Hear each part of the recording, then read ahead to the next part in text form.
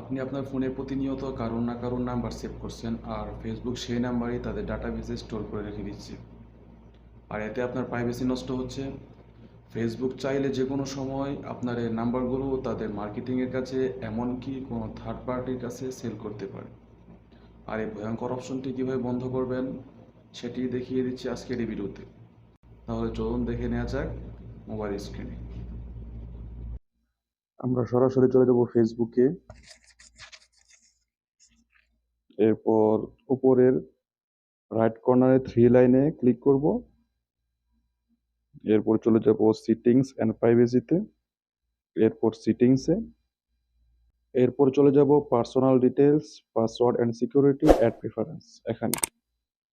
এরপর চলে যাব ইউর ইনফরমেশন অ্যান্ড পারমিশনসে। এরপর আপলোড কন্টাক্টস। এরপর এখানে উপরে যে ফেসবুক অপশনটি আছে সেখানে। এখানে আপনাদের অনেকেরই এটা অ্যালাউ করা থাকবে। যাদের অ্যালাউ করা থাকবে তারা এখানে ক্লিক করে অফ করে দিবেন।